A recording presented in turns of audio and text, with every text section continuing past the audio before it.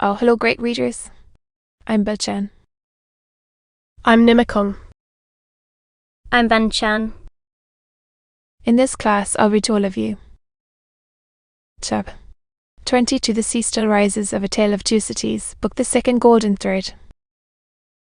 As. Ah. A Tale of Two Cities, Book the Second Golden Thread. Charles Dickens. Feb 22 The Sea Still Rises. Haggard, sane, and Twin had only one exultant week. Eager,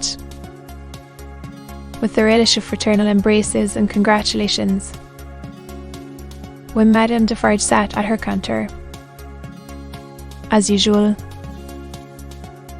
presiding over the customers. Madame Defarge wore no rose in her head, for the great brotherhood of spies had become, even in one short week, extremely chary of trusting themselves to the saints' mercies. The lamps across the streets had a portentously elastic swing with them.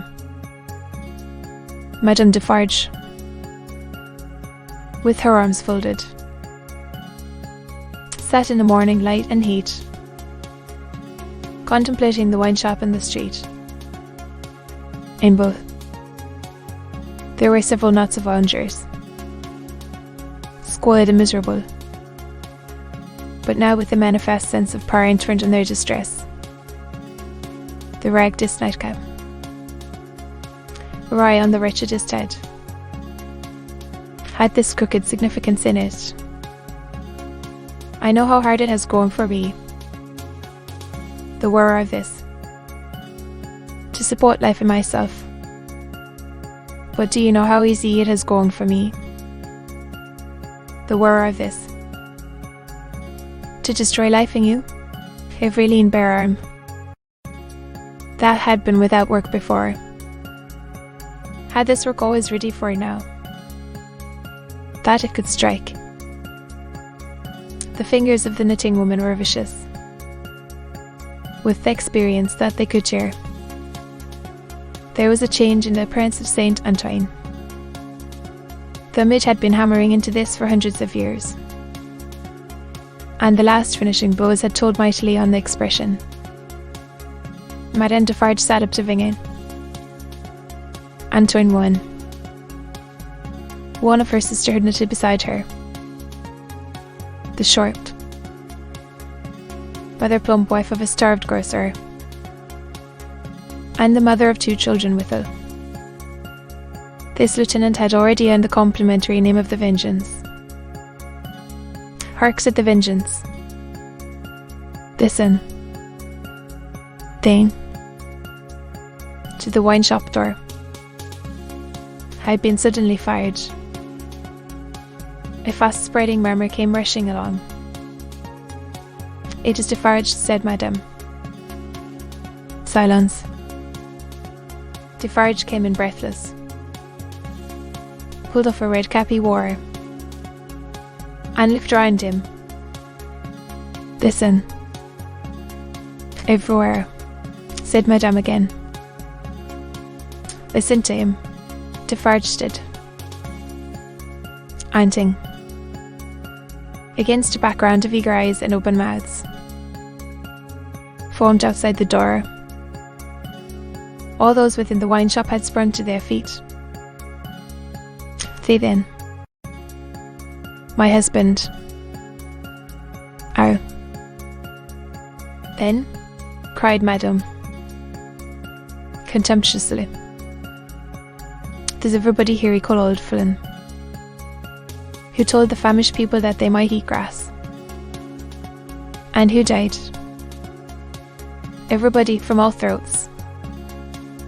The news is of him. Among us from the universal throat again. Not dead. He feared us so much and with reason that he caused himself to be represented as dead, and had a grand mock funeral. But they have found him alive, hiding in the country, and have brought him in. I have seen him but now, on his way to the Hotel de Ville, a prisoner. I have said that he had reason to fear us. So all, Richard Oldson of more than 70 years and 10. If he had never known it yet. The answering cry. A moment of profound silence followed. Defarge and his wife looked steadfastly at one another. The Vengeance stooped. Behind the counter, Patriot said to Defarge, in a determined voice. Instantly, Madame Defarge's knife was in her girdle. The drum was beating in the streets, as if it and a drummer had flown together by magic.